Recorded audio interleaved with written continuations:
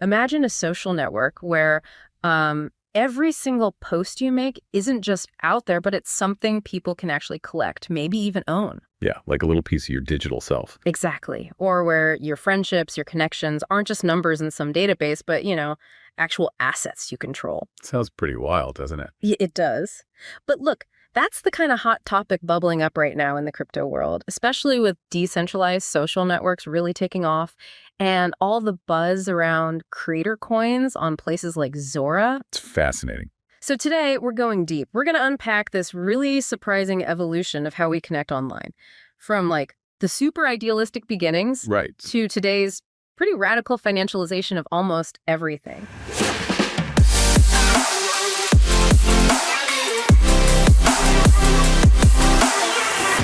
Welcome to Unwrapped, the deep dive for DeFi, NFTs, on-chain culture, and all things in the BMX ecosystem. And yeah, before we really jump in, just the usual quick disclaimer, this deep dive is purely for educational purposes, definitely not financial advice. Absolutely. Always do your own research before making any moves in the crypto space. Yeah. So important. Always. Okay, so just to give everyone a bit of context, especially if you're new to BMX, let's quickly set the stage. At its heart, what is BMX? So BMX is designed as this integrated suite of DeFi products, and they all work together in what we call a cohesive flywheel. A flywheel, right. Yeah, and the main goal here is sustainability. It's about capturing the fees generated on-chain Okay. and then routing those rewards directly back to the users, the people participating in the ecosystem. Got it. So it's creating this kind of self-sustaining loop, yeah, where the value keeps circulating back to the community. Exactly.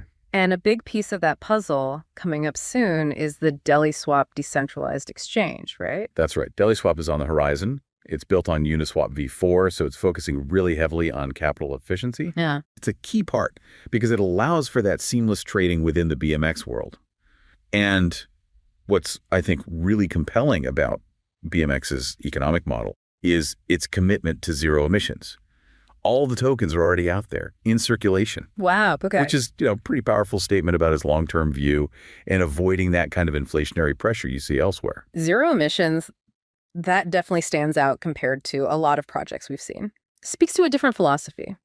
Okay, so we kind of need to trace the history, right? This whole journey of decentralized social networks. And it leads us straight to what's happening now with Zora and these post coins popping up in the base app. So our story really kicks off way back around 2010 with a project called Diaspora. What was the core thinking behind Diaspora when it first showed up? Diaspora was, it came from this really powerful, almost idealistic reaction against the big guys like Facebook, starting to centralize everything. The main idea was a distributed social network, where users actually own their data, not some corporation. Right, that's a dream. Exactly.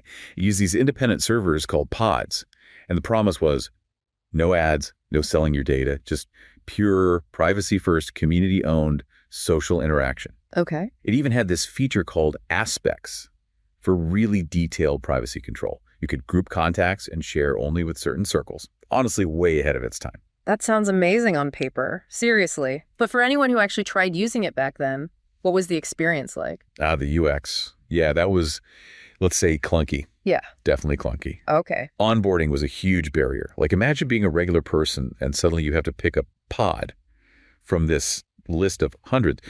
It was confusing, kind of overwhelming if you weren't super technical. Yeah, I can see that. The interface was pretty minimal and a big problem. Right. No official mobile app when it's most active. So keeping users engaged, really tough. It mostly attracted this niche crowd, open source software fans, big privacy advocates, and crucially, like you said, no crypto, no tokens, no built-in way for creators to earn anything. Right. It reminds me of the early web, sometimes noble goals, but maybe a bit rough around the edges for mass adoption. Okay, so after Diaspora, fast forward a bit to 2016, and Mastodon appears. How did Mastodon try to build on those decentralized ideas, but maybe fix some of the UX issues? Mastodon basically took similar decentralized principles, this idea of federation, but applied them to a format most people recognized. Microblogging, like Twitter. Okay, more familiar. Yeah, it became a big part of the Fediverse using a protocol called ActivityPub. You still had to pick a server and instance, but the community generally did a better job guiding people. Right. The interface felt much more polished, kind of like TweetDeck, and importantly, it did have mobile apps, so it felt way more like a social media platform people were used to. That was a big step for adoption. But still no money aspect. Still, no native token, no built-in monetization, really. It relied, much like Diaspora, on donations and community goodwill to keep the instances running. Okay, so that first wave, it proved decentralization was possible technically, but UX and monetization were still big question marks. Yeah. Then, boom, the 2021 cryptomania hits and everything changes. Oh, yeah. That's when BitClout just explodes onto the scene with this really audacious and honestly pretty controversial idea. BitClout, which later became DeSo, yeah, it was revolutionary in what it tried to do. It basically attempted to financialize social reputation itself. How so? By making every user's profile into a tradable creator coin. The idea was, if you thought someone was going to get big, you could buy their coin. The price would go up automatically as more people bought in. So the creator could benefit, early buyers could benefit. It was direct monetization of influence. Wow, like a stock market for people. So how did that actually work out in terms of using it, and what were the consequences of just tokenizing everything like that? Well, the UX was messy from the start. It launched, kind of infamously, by preloading profiles of famous Twitter people without asking them. Oof, yeah, I remember that. Not a great look. Not great. And getting the platform's currency often meant sending Bitcoin into this brand new, unproven system. That was a big ask for trust and a steep learning curve. For sure. Now, creators could earn decent money through things like founder rewards or diamonds, which were like tips. But the extreme volatility in the fees meant lots of regular users could easily lose money. Right. That intense speculation, plus some early regulatory heat, led to these classic crypto boom and bust cycles. It got this reputation, fair or not, as being more of a casino, a really fascinating, maybe cautionary tale in direct financialization. Okay, fast forward again, 2023, and Friend.Tech pops up. Seems like it refined that social assets idea. What was Friend.Tech's angle? Friend.Tech felt very much like BitClout's successor, but kind of updated for the DeFi generation. And crucially, built on Base, Coinbase's layer 2. It tokenized your presence into keys. You buy someone's key, you get access to a private chat with them. Simple enough. And the key prices moved on a bonding curve. Price goes up with each buy. Plus, a 10% fee on every trade. 5% to the platform, 5% straight to the profile owner. Okay, so a very direct, immediate financial kickback for the creator. Exactly. Super powerful incentive for creators to get people buying their keys, get people trading them. So how was the UX with that intense financial focus? Was it just about the money? Pretty much. The app itself was super minimal. No public feed, basically just the key price and the chat room you unlocked. Engagement was driven almost entirely by speculation. It saw absolutely explosive growth at first. Generated millions in fees for the platform and for users. It proved, without a doubt, that financial gamification could drive massive engagement. But the activity was like waves, huge peaks, then sharp crashes when the hype died down. Lots of people lost money. It really highlighted the power, but also the danger of just going all in on financialization. It put money in pockets, sure, but often felt, again, like a casino. Okay, so one path was this heavy, often volatile financialization. But around the same time, we saw other projects like Lens Protocol and Farcaster taking maybe a slightly different approach, focusing more on owning your identity, your social connections, without necessarily turning every single person into a speculative coin. What was Lens about? Lens Protocol, yeah, launched in 2022 on Polygon. Its core idea is really about radical ownership of your digital self. Okay. Users own their identity, their content, and crucially, it's portable. You can take it to any app built on Lens. Your profile itself is an NFT storing your handle.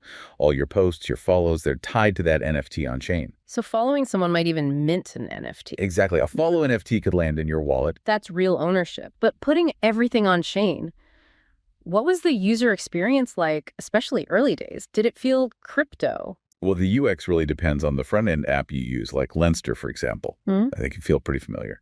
But yeah, early on, even just posting something simple might cost a small gas fee. Ah, okay. And getting started, onboarding, was mainly for people already in crypto who had a profile NFT. Monetization is very creator-centric. Set fees for follows, let people collect your posts as NFTs, earn directly, no platform cut, and importantly, no central lens token, so left broad protocol speculation. Gotcha. And Farcaster, another huge name here, known for this idea of sufficient decentralization. How did they approach it? Farcaster, started by ex-Coinbase folks, took this really interesting hybrid path. They used the blockchain for the important stuff, identities, but the actual content, the posts, the messages, that happens on off-chain hubs for speed and scale. So the main app, Warpcast, feels incredibly smooth. like almost indistinguishable from a slick Web2 app. Very clean, hardly any crypto jargon visible. They even did things like a small $5 sign-up fee to fight spam, hiding the blockchain part for new users. And features like frames, these little apps embedded inside posts, really took off and boosted engagement. Critically, Farcaster deliberately held off launching its own token for a long time. They wanted to avoid that farming behavior and focus purely on real social interaction and getting the product right. Product market fit, first, token later. Interesting contrast. Okay, this whole journey brings us right up to a really pivotal moment. Zora. Started as an NFT marketplace, but something shifted recently, right? Pushed it right into this decentralized social conversation. Yeah, Zora underwent a major evolution. It became the social feed where, and this is the key part, every single new post automatically mints its own ERC20 post coin on base. Every post is a coin. Wow. Yeah. And as the creator, you get a big chunk of those coins right when you post. Plus, you earn about 1% from every single trade of that specific coin. But the real catalyst, the thing that just blew it up into the mainstream chat, was its native integration into the Base app. That happened July 16th, 2025. Let's dig into that. The Base app, which used to be Coinbase Wallet, becoming this kind of super app. Yeah. And wiring Farcaster for identity and Zora for monetization right into the main feed. What happened then? The impact was immediate and massive, like a switch flipped. For users, suddenly everything signing up, posting, chatting, trading these post coins, it all happened in one place, seamlessly. Frictionless. Totally. You post, boom, it's a coin. You can trade it right there. Creator gets paid, all within the app. The numbers just exploded. Daily Zora coin mints went from maybe 4,000 to over 15,000. Huge jump. Daily trade shot up over 150,000. Volume hit over $6 million a day. And the actual Zora token price rallied hard. It was definitive proof. Hide the blockchain complexity, embed the monetization directly into a great UX. That's how you get mainstream adoption. But of course, there was debate. Oh, yeah. Backlash came swift. People calling it meme coin financialization, every post is a coin, feels shallow to some. But the defense? Defenders pointed to creators actually earning significantly more per trade, and the distribution friction just plummeted, especially with easy onboarding inside the Base app. So what does this mean for you, the listener? It feels like the UX in distribution just fundamentally changed the game.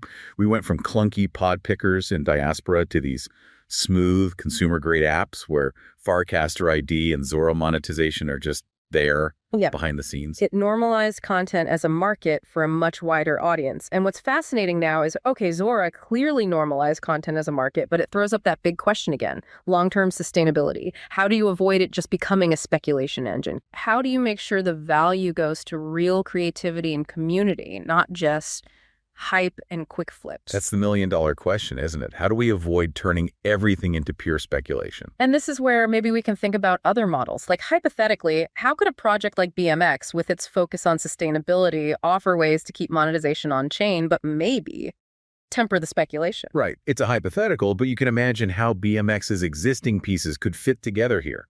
So BMX has Carousel. How does that fit in? We see Carousel as handling the scarcity side for creators, built for issuing and trading limited digital works, kind of non-fungible assets, NFAs, like unique avatars or digital art pieces.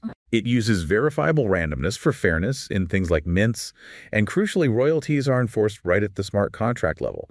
That's a big deal, an on-chain first approach, unlike marketplaces where royalties often rely on platforms choosing to honor them, and of course, fees generated route back into the BMX ecosystem. So Carousel handles the unique collectible stuff. Then what about the more liquid, tradable creator coins like on Zora? That's where Deli Swap comes in. That's the idea for the liquidity side. Deli Swap would allow creators to permissionlessly set up trading pools for their coins. Pairing them against what? Against wBLT. And Deli Swap is designed with hooks that would convert a significant chunk of the swap fees into BMX tokens, rewarding the people providing liquidity to those pools. Okay, tell me about wBLT. Why is that important? So wBLT is basically a wrapped version of BLT, which is our core vault token. BLT itself is like an index fund. It holds a basket of blue-chip crypto assets like ETH, BTC, USDC. Ah, so it's diversified. Exactly. Pairing a creator coin against wBLT gives it a more stable, diversified base, compared to pairing against, say, just ETH or another single volatile token. It should help dampen some of that crazy volatility. Plus, wBLT automatically accrues fees from all across the BMX ecosystem, so its underlying value tends to increase over time.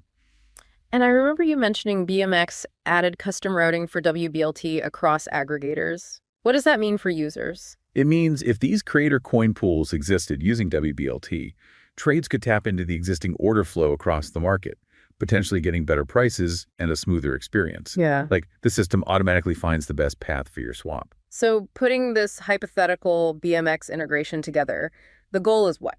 Programmable collectibles via carousel, steadier liquidity for coins via Deli Swap and wBLT. And having the fees recycle on-chain within the ecosystem. Yeah. It's about finding that balance where posting is still easy and normal, but monetization becomes a deliberate choice with, let's say, more sustainable mechanics behind it. Yeah. Trying to build that credible on-chain monetization without just making everything a casino. Okay, let's quickly recap this whole whirlwind journey then.